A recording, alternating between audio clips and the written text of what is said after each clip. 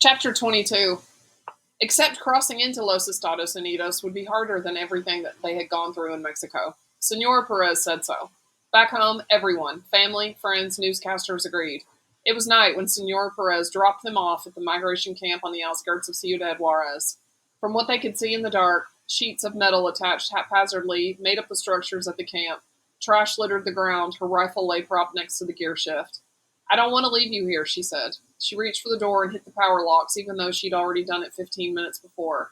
It was on the map. Jaime glanced through his sketchbook to make sure. He could feel the vibration of Vita's growl against his arm. The map with shelters for immigrants. Do you know a better place? Angela licked her dry, chapped lips. Senora Perez shook her head. I live on a ranch in the desert. I don't get visitors. Jaime and Angela communicated via one of their silent looks. Like on most of their journey, they had no choice. Angela unlocked the door while Jaime kissed their driver. We wouldn't have made it without you, in serio, he said, as he slid across the seat to get out. We owe you our lives, Angela agreed, as she set Vita on the ground. Que Dios los bendiga, she blessed them. They slammed the door shut. In an instant, the sound of power locks clicked. From the narrow cab behind the truck's main seats, the twin babies began to cry. As soon as Senora Perez drove away on the dusty path back to the actual roads, people crawled up from under the misshapen buildings like cockroaches. Young men with bulging muscles and red eyes, older men with barrel chests and untrustworthy smiles, all of them offering passage into El Norte. All promising they were the most efficient, reliable, and cheapest. Vita's hackles raised as she growled at each man presenting his border crossing deal. $2,500. 32,000 pesos. $5,000 per person, and I can guarantee your safety. Jaime and Angela told everyone who offered their services that they'd think about it. It was impossible to choose one. They didn't know who to trust, and Vita didn't seem to like any of them. Jaime remembered what Zavi had said after they'd met El Gordo about the ignorant paying more. But even with all these different prices presented to them, every single one of the smugglers, or coyotes as they were called, wanted more money than Tia had sewn to their jeans, even with the money they hadn't paid Santos back in Lecheria. Call your parents. Get them to wire the fee, one coyote suggested. Jaime didn't have to look at Angela to know that wasn't an option. Their parents had already borrowed all the money they could to get them this far. Besides, in order to collect any money sent, they'd need identification, something they didn't have. Have your parents send the money directly to me, said another coyote, who had the small, weedy look of Jaime's former friend, Pulguita, back home. Jaime got the feeling that if they had money sent to this coyote, they would never see him again. One man even yelled at them that since there were two of them, he'd only charge them $1,000 each to get to the border, but not to help them cross it. They issued a flat-out no gracias to that offer. They were already at the border. They weren't going to pay for someone to take them a few kilometers up or down to a different part of it, especially when crossing it, wherever they were, was the most dangerous part. Boys, boys, let the poor runts get settled in. A tall boy, not too much older than Jaime, emerged from the narrow pathways of the migration camp in heavy combat boots. The coyotes vanished between the falling down shacks and spewed litter as quickly as they had appeared. Although the boy was dressed in camouflage pants, shirt, and a wedge cap with a pistol resting on his hip, Jaime knew this was no junior law enforcement officer. Only one kind of person made crooks scurry away so fast, and it wasn't the police. This boy was a member of whatever gang controlled the migration camp. I'll show you where you can stay, the boy grunted. His voice sounded as if it had only changed a few weeks ago, and he was still getting used to its new sound. They had no choice but to move from the dirt track where Senora Perez had dropped them off and follow him. Vita kept to their feet, hackles raised and turning her nose and pricking her one ear from one direction to the other. At least she wasn't growling anymore. Still, Jaime's scrunched shoulders didn't relax. The boy left them at the shack, made more out of cardboard than metal. 7 other people sat huddled inside when Jaime asked Angela if she thought they were safe to stay there. He received a roar of laughter from the inhabitants. La Migra doesn't come here, if that's what you mean, said a Mexican man with a head that looked like an anvil had squashed it. But that's because the area is run by the Diamantes. Another Mexican, this one with the nose that looked like it had been broken more than once, continued. The coyotes paid the gang a cut of the crossing fee to let them do business with us. Junior Diamantes members come by all the time to sell drugs, but other than that, they leave us alone, just as long as you don't cause them no trouble. Jaime and Angela glanced at each other. They didn't for a second believe the Diamantes would leave them alone for too long. They'd have to figure out how to cross and fast. When Angela didn't say anything, Jaime took a deep breath and asked the question himself. Which one of these coyotes is any good? None of them. 2 or 3 answered at once. I've been here for 4 weeks, a man with a grizzled beard and South American accent explained, and it seems half the people these dimwits take across get caught on the other side. The others wash up downstream with a bullet in their head. If you can go with Conejo. He's the cheapest of the good ones, one Salvadoran man agreed. I paid another coyote, only to end up right back here a week later, half dead from dehydration and poorer than dirt. I wish I had saved more then, and paid Conejo the higher price first. Conejo's clients don't get caught or sent back as often as the rest. That's because they're killed, or die trying to cross, said a different man who came from the south. Nicaragua, or maybe Panama. No! The Salvadoran slapped his fist on the dirt floor. They don't come back because Conejo's that good. How much does he charge? A Guatemalan woman asked. And how much is he paying you to talk him up? The other man demanded. The Salvadoran looked like he was about to attack the cynical man. For that, I hope your corpse rots in the desert. The kid asked who the best coyote was, so I'm telling him, you son of a gun. He charges $2,100, and that includes the drive to the safe house on the other end. He won't take pesos. Angela and Jaime looked at each other as they huddled in their cardboard corner with Vita on high alert. They couldn't get over how much money that was for one night's work. It took their parents a whole year to earn that amount. But on the other hand, what choice did they have? Going with someone cheaper and less reputable could cost them their lives. In unison, they both let out a sigh. This Conejo did sound better than the others. We'll check him out in the morning, Jaime whispered. Maybe, just maybe, the Salvadoran was mistaken about Conejo's rates. Because if that was what Conejo really charged, they'd never come up with the extra money. Unlike the shifty coyotes in the immigration camp, Conejo didn't lurk around seeking business. Customers came to him. Jaime and Angela slept in the next morning and waited until the afternoon to follow the directions the Salvadoran man from the cardboard shack had given them to seek out Conejo. Angela's ankle was better, but she still walked with a limp. They went through neighborhoods with decaying walls, where they felt eyes glaring at them through slatted windows, dark alleys with homeless men begging for any coin they could spare, and trash-littered streets with girls wearing very little except empty expressions on their faces. From a shadowed doorway, a man came at them with a knife, but Vita bared her teeth with a deep growl and the man backed off. They found Conejo, munching on peanuts and playing pool against himself in an outdoor cantina, just as the Salvadoran man had said. It made sense immediately why this man was called Conejo. Sticking out from his pouchy lips were 2 large front teeth. His face was long, body slight, and legs lean. He was even a bit twitchy like a rabbit, and at the slightest noise would freeze to look in different directions. His shoulder-length black hair covered his ears, but Jaime wondered if they were large and twitchy too. $2,200 each, he said, with his back toward them, before they had even reached him. The thin desert air made Jaime struggle for enough oxygen. That was $100 more than what they'd heard last night, each. They might as well find another smuggler, because there was no way they could afford him. Jaime tapped Angela's shoulder to go, but his cousin crossed her arms over her chest. She stood her ground with determination he hadn't seen since Avi disappeared.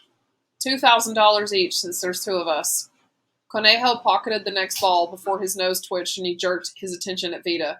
Is that thing coming too? Claro, Angela affirmed. Are you paying for her crossing fee? Angela put her shoulders back and glared into the rabbit man's amber eyes. She pays her own way, by alerting us if anyone is near. Conejo threw a nut on the ground. Vita looked at the food and then at Angela as if waiting for permission to eat it. Angela nodded before Vita gobbled it up with a crunch. Conejo raised both his eyebrows impressed. $2,200 each, and the dog goes free. Jaime and Angela exchanged looks. Angela gave him a slight nod before glancing at Vita. Jaime sighed and nodded back. Going with Conejo did seem like the best option, and there was the fact that this was the first coyote they'd met that Vita seemed to like. Do we have your word? Jaime held out his hand like businessmen on La Tela did to seal deals. $2,200 each. Conejo took his hand and shook it hard without breaking eye contact. Be back here at 10 o'clock sharp, any night except Sunday, with the money. He threw Vita another nut and returned to his game, where he pocketed 2 balls in one turn. We should just call Tomas. He can come over and hide us in his car to go back, Jaime said the next morning as they walked the streets of Ciudad Juarez with Vita at their heels. They'd spent half the night thinking of ways to earn Conejo's extra money.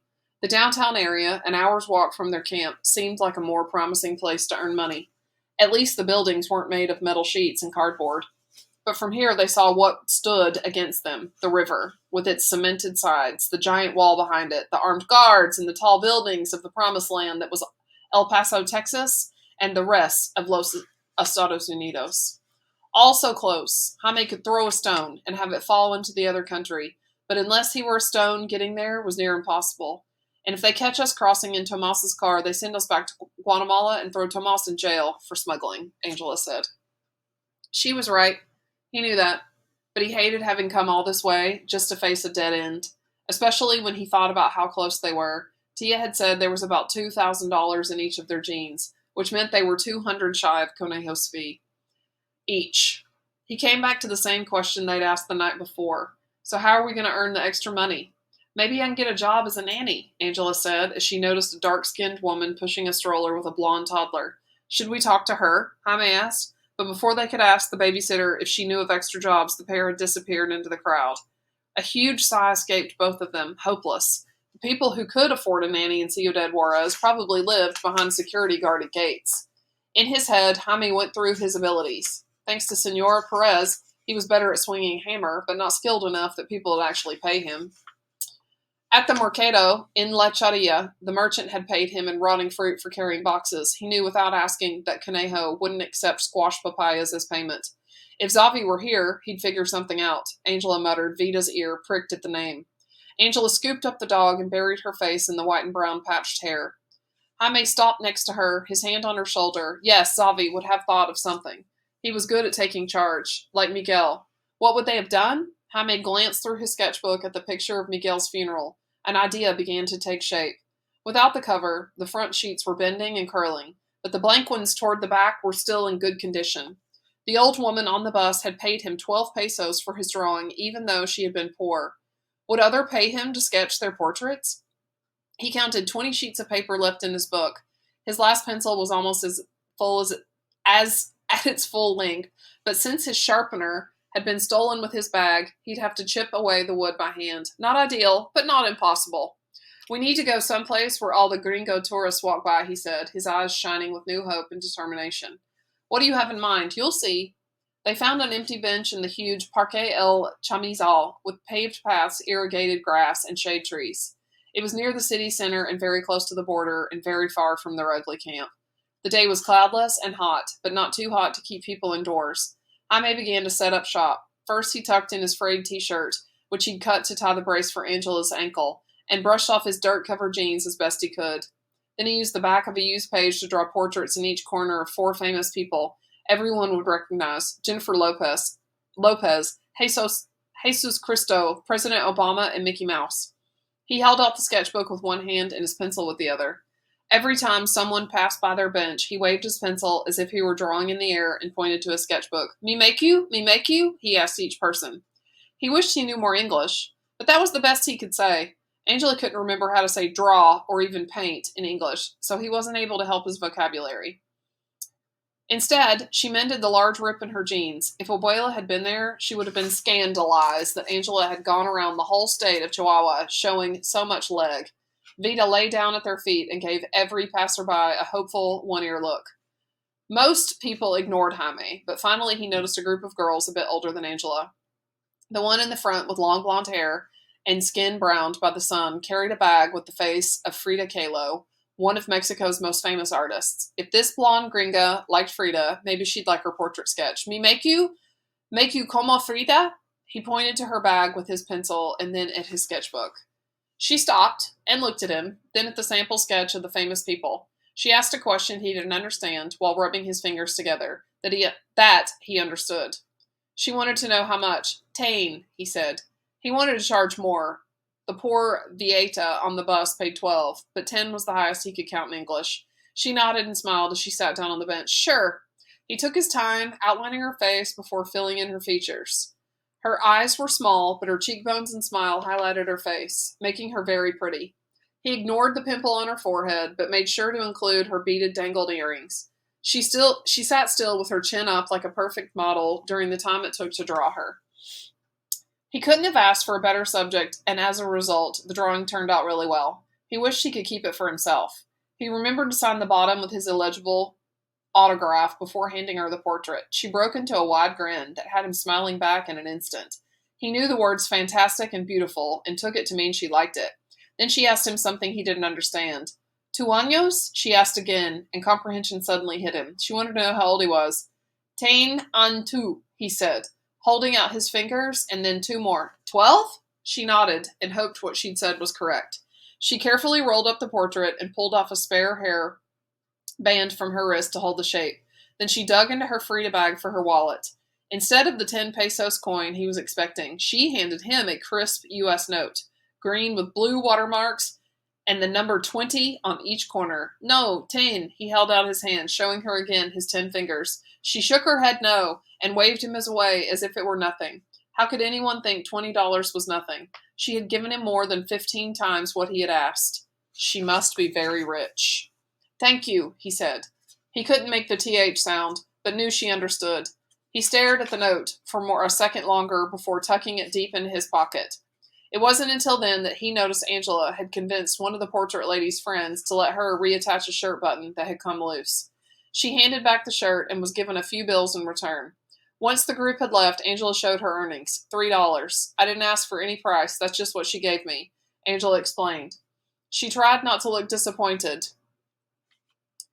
"We must accept and be grateful for whatever we can get."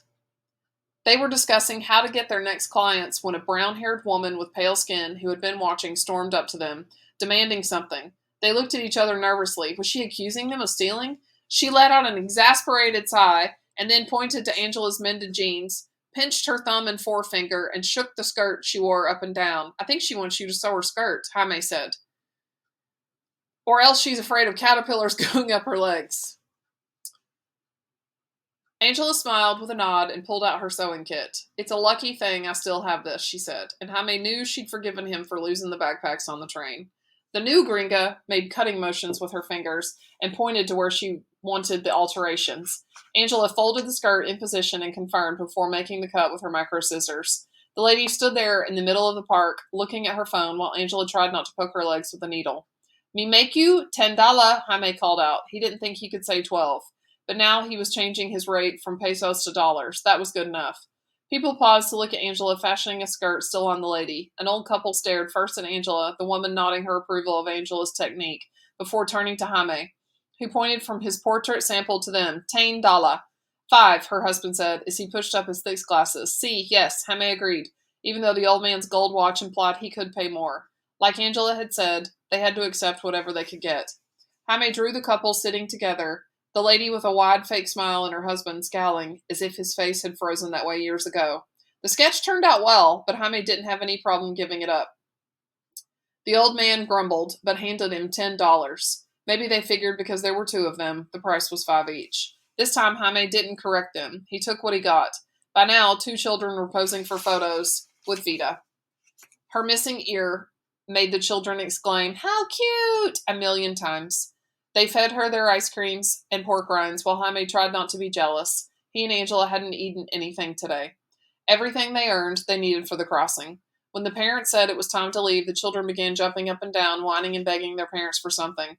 Jaime couldn't help but think he and his cousins back home never acted like that. The father, who spoke decent Spanish, turned to Jaime. "My children love your dog. How much for her?" "She's not for sale," Angela said with a needle in her mouth. 1,000 pesos? The father raised his eyebrows as if daring them to refuse. Jaime wasn't sure of the conversion rate, but he knew it was a good amount toward their crossing fee. "Absolutely not," Angela confirmed, her eyes never leaving her job. The father looked at Jaime to see if he would try to convince the stubborn seamstress. Jaime lifted his shoulders in a shrug, as if there was nothing he could do. Secretly, though, he was glad. If Vida hadn't found them under the car in Lecheria, they might never have made it this far. If she hadn't caught the rabbit, Senora Perez might not have driven them here. No, Vida stayed. The father sighed, but slipped Jaime a 50 peso note for letting his children take doggy selfies. A bit confused, Jaime thanked the family anyway. He couldn't get over how generous all these gringos were, especially when the news always said how they didn't like immigrants. True, he wasn't in their country yet, but it was weird how they expected to pay for everything. He would have never thought of charging people just to take a picture of their dog. The customs were so different from what they were back home. He wasn't sure if he would ever get used to them.